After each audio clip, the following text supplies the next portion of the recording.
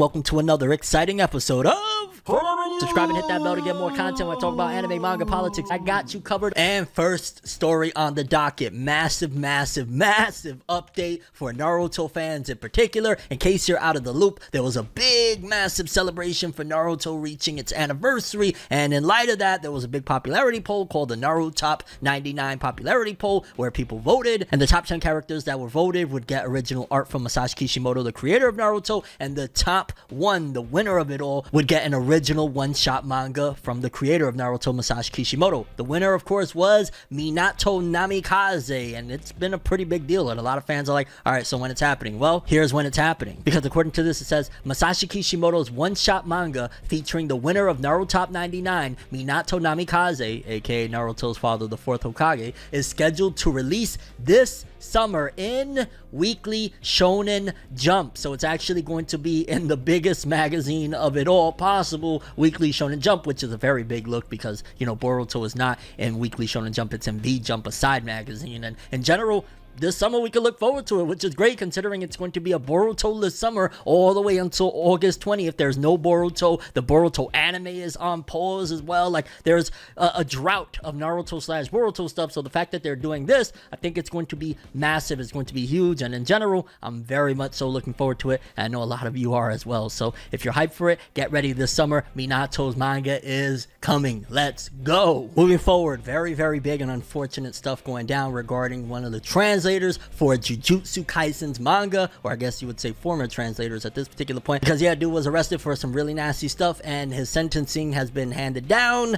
Let's just read. Former Jujutsu Kaisen manga translator Stephen Koza sentenced to 10 years in jail with 7 years of sentence suspended, so essentially he's getting 3 years of jail. The Fairfax County Circuit Court of Virginia announced the sentence on April 28th for former Jujutsu Kaisen manga translator Stephen Koza, age 35. On July 14th, Koza was found guilty of 8 counts of possession of blank. I think you can put 2 and 2 together. The court sentenced him to 10 years in jail for each of the 8 counts to be served concurrently for a total of 10 years, not 80. However, the court also gave Koza a partially suspended sentence. For 7 years of the sentence on each count, the sentence is suspended for 5 years. During the 5 years of the suspended sentence, Koza will be on supervised probation, which will include mental health counseling. Koza must also enter the complete blank treatment. Additionally, he will not be allowed to use devices that have internet access, and he cannot have access to cameras or visual recording devices. Koza must pay all costs in the case, and he must register himself in the registry for the state of Virginia.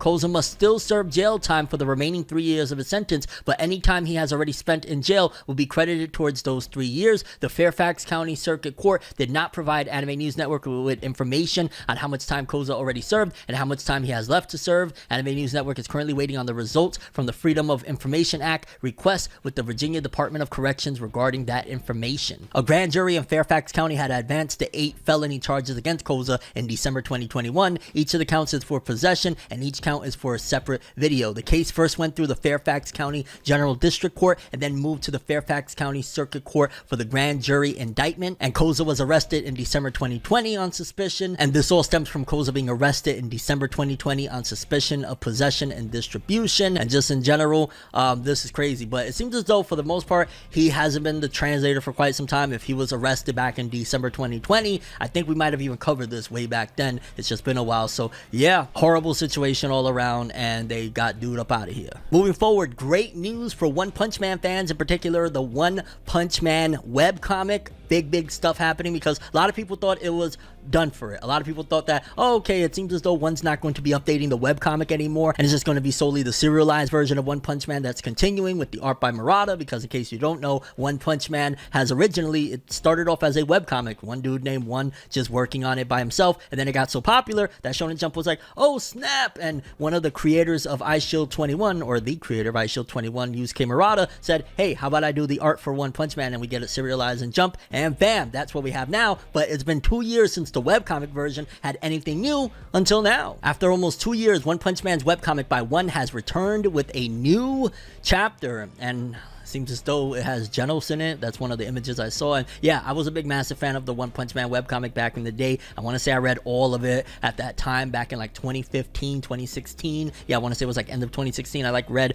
all that was available at the time. And yeah, it's interesting to see that it's continuing on, which makes me believe that One Punch Man's manga itself is not going to be ending anytime soon. I thought, hey, if the webcomic is done, more than likely that means that the serialized version is going to have an, you know, expiration date, so to speak. But it seems as though it's going to be going for a while longer if the webcomic is still going. And overall, that's really freaking big news for One Punch Man. Moving forward, fans of Dragon Ball Xenoverse 2 and Dragon Ball Fighterz, even though, yeah, they're pretty much both like, well, no, Fighterz, I don't want to besmirch Fighterz. Fighterz is a great game, but Xenoverse 2 has really been around for a while. Seems as though both games have crossed the 10 million mark for shipments. Announced on Wednesday, its Dragon Ball Xenoverse 2 game and Dragon Ball Fighterz game have each crossed 10 million in shipments worldwide. And to celebrate, Xenoverse 2 will feature a special raid quest and a login bonus campaign in celebration of the milestone, as well as Dragon Ball Fighter Z having a similar add-on with new ranked match challenges, and will also give players access to the game's DLC characters for free for a limited time and at select intervals between May 9th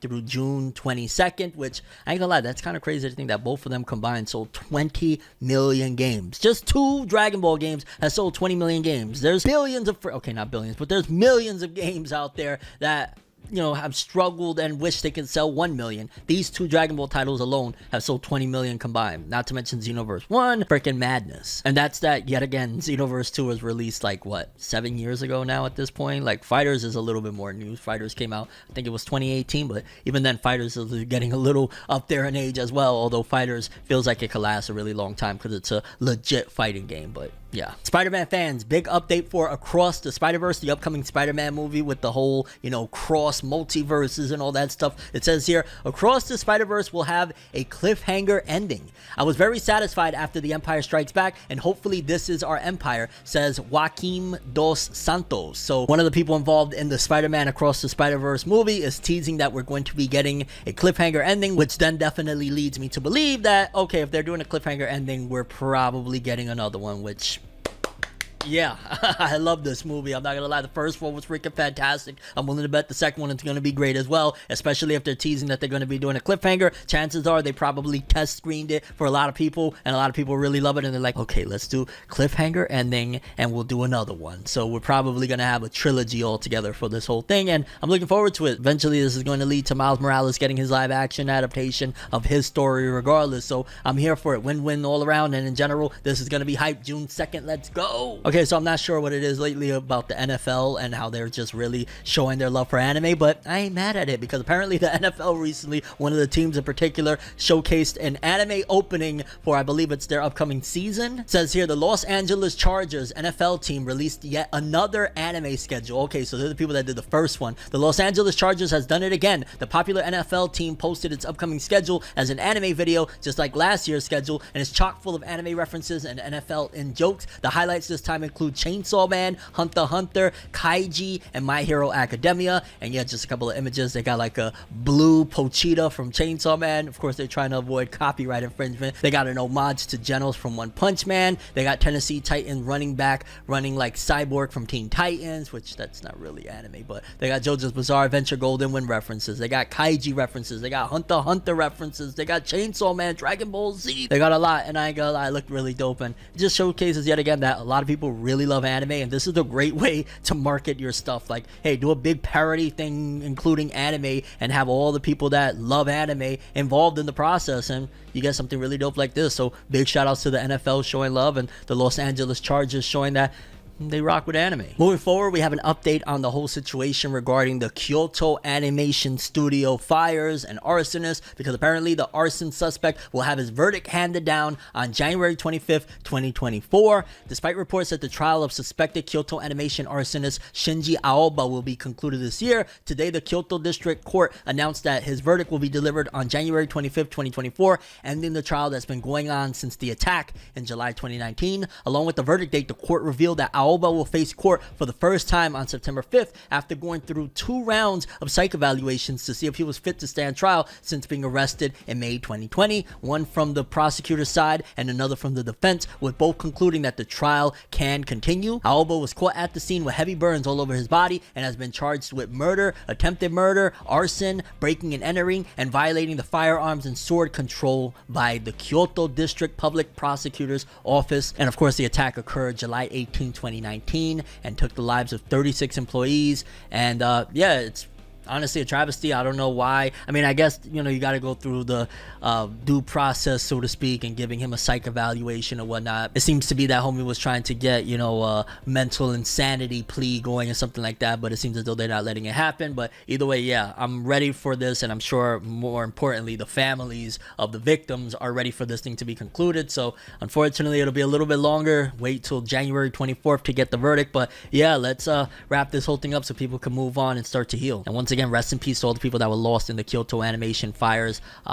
Just tragedy all around. And last story of the episode, just an update that apparently the Mappa stage 2023 will be going down May 21st, 2023. So that's this upcoming Sunday next week. And yeah, it'll be at the Tokyo Garden Theater for people that are in Japan. And in general, I am hoping that whatever big anime they got coming gets announced here, including the rumored, although there's been counter rumors that is not happening, One Punch Man Season 3 going to Mappa. I honestly don't see why it wouldn't be going to Mappa, considering the fact that, one, it's one of those studios that has been taking on a lot of projects that kind of got lost in the shuffle, like Vinland Saga, Attack on Titan. I wouldn't see no reason that they wouldn't pick up one of the biggest titles right now that unfortunately got a little bit blitzed with its 2nd season and kind of come to the rescue for One Punch Man. So I guess we'll see if One Punch Man is going to be saved or not via this Mappa stage 2023. But yeah, expect some big news coming out of it in 1 week or less than that as you're watching this video. But that's all I have for this one. I'm ForneverWorld, and as always, people, have an awesome day. Subscribe and hit that bell to get more. Yeah.